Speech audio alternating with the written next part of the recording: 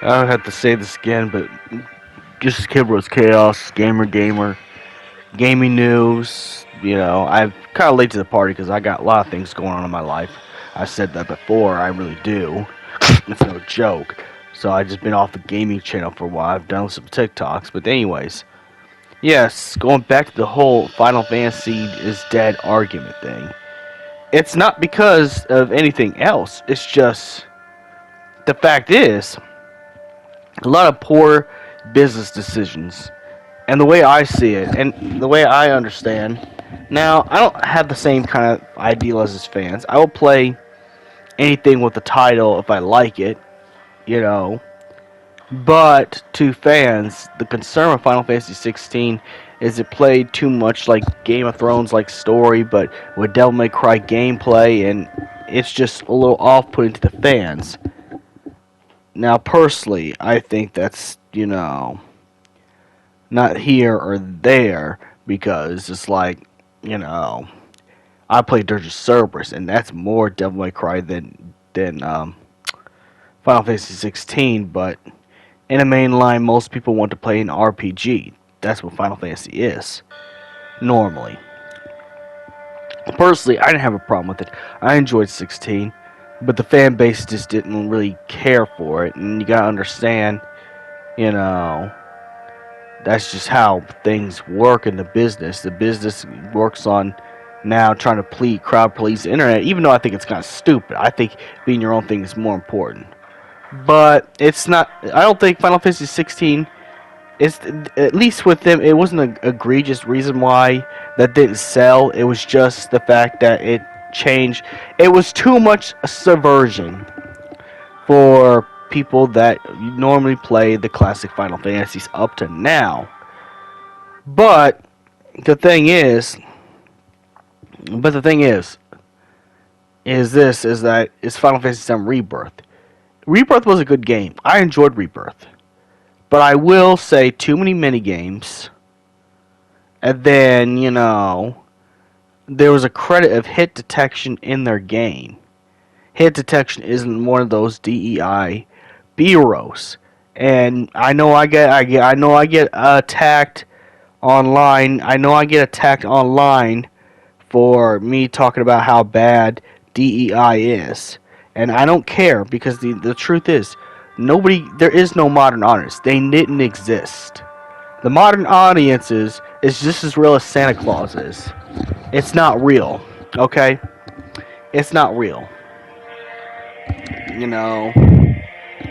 And I can see where they did some changes, such as the backstory, the fact that Sid's a lot calmer than he was in his original 7, which, again, I can understand now. It'd be kind of a touchy subject to make Sid a wife abuser, so I understand why that isn't the case. And I didn't hate Regina. I think Regina was a good addition, because she only stayed in the card game. She didn't affect the main story at all. And if you wanted Vincent to do more stuff, you had to play the card game side quests, which was good, in my opinion. Being a big Vincent stan, I'm gonna obviously like anything that's gonna put more Vincent in it, because we didn't get to play as him.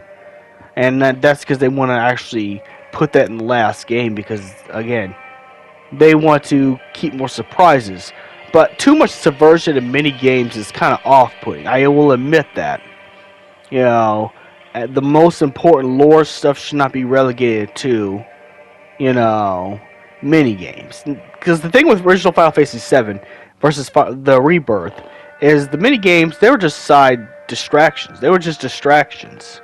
That you get to play, level up in the mini games and just have fun. It wasn't tied to any significant lore stuff. Even though you could skip the mini games, play the main story, and discover lore, which was good. I liked the way the game played. I like when you had to find stuff and craft stuff, especially this is pretty much Final Fantasy meets Breath of the Wild or The Witcher or Tears of the Kingdom. But I will say this has the Tears of the Kingdom kind of twist on the story because everything has changed.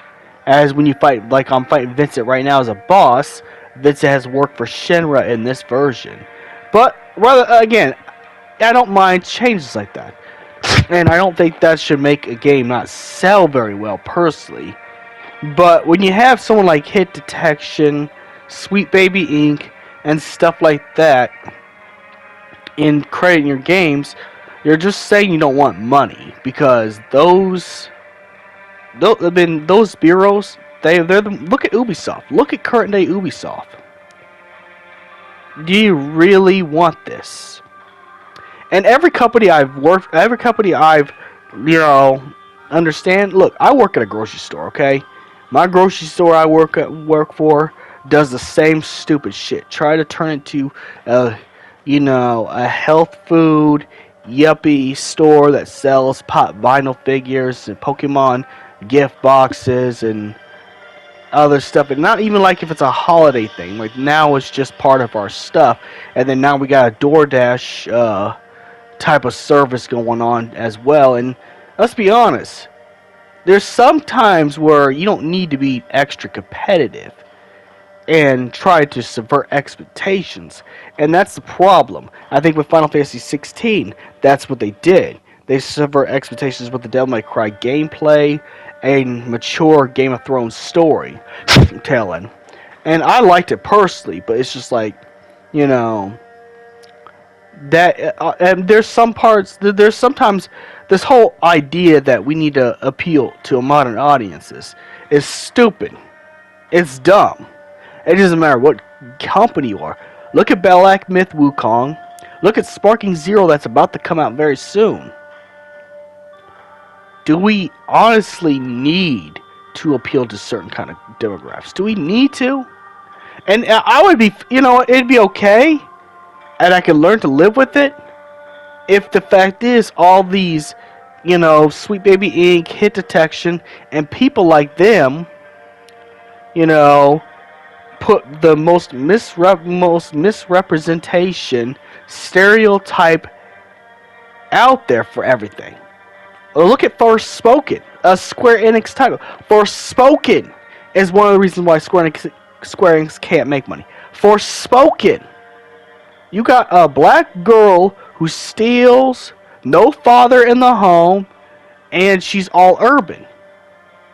It's like if you can make if you can make a character like Barrett that has way more range of emotions, why is it in your other games that you have to make a person of color a stereotype? You know what I'm saying? There's something cringe about that stuff. In fact, that's just as bad as the far right takes on anything. Because you're saying that a person of color being a stereotype or someone who's a sexuality is supposed to be a negative stereotype, and that it's supposed to be celebrated as if it's, a good thing. No, it's not a good thing. It's not a good thing because, you're perpetuating a problematic view of what that is.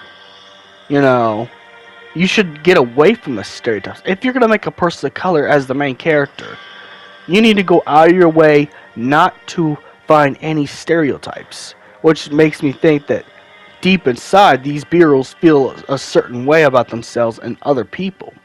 Now, I'm just going back. Now I'm gonna get back on topic on this, but it's just multiple bad decisions.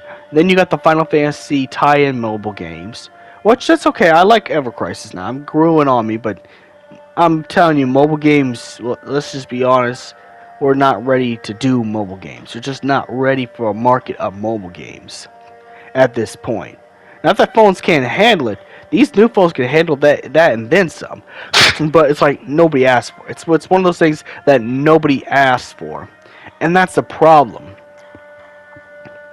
And being a big fan of Final Fantasy, if he could go back to just having an RPG again, that would be very nice. Okay, that would be pretty cool if we can go back to having that, because that was good. That was something that, was more welcome than the other alternative.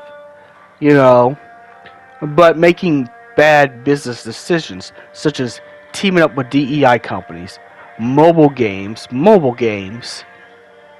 console exclusivity, it does hurt. I'm not gonna lie, just a little bit. I think we could probably put that back in the past and start, making games on multiple consoles again. I think that would probably help, but it didn't really ultimately hurt the company. It was just poor business decisions. That's what happened. You know, and I guess you could say it's one of the many bad decisions. But here's the thing: they're putting that stuff on PC too, so PC gamers get to play Final Fantasy VII Rebirth. That's not a problem. As a matter of fact, thanks to it being put on PC, it's gotten better scores than it did when it came out. But not enough to make up all the financial losses that Square Enix has lost. But, just to do enough to keep them afloat for a little bit. But it's just poor, poor choices. Just no, instead of having the right type of criticism and right type of editors, we start to hire these DEI bureaus, these DEI consultants, and then they're not going to put what's important in a game that makes a game good. What a a consulting company is going to be doing is putting their own idealism and politics in the game. They don't care if the game's good. I've said this before, and I'll say it again. Modern audiences don't exist. They're non-existent. They're not real.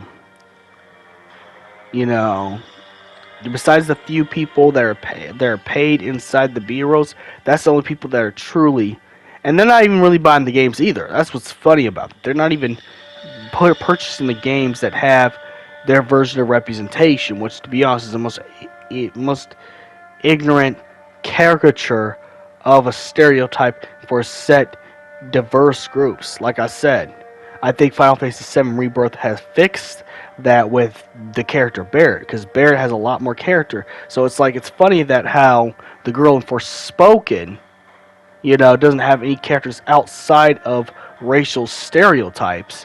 Is very funny. And that's just the big one, besides the fact, like I said, the mobile games, poor business decisions, all that stuff. And then, 15, in order to get the whole game, you had to buy DLC. The whole game revolves around you buying DLC. Everything is DLC, DLC, DLC, DLC. Personally, again, I don't have no beef with Final Fantasy 16 or 15. I love those games. I'll play it just for the fact it's a Final Fantasy game, personally.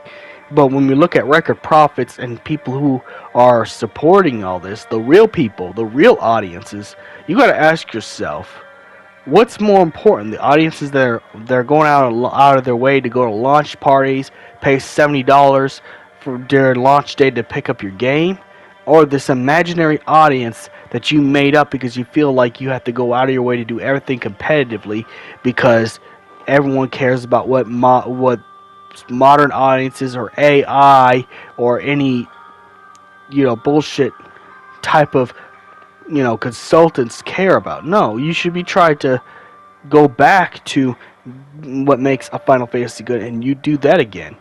At least if you're trying to make the money. May the crystal bless you, but that's my thoughts about those subjects.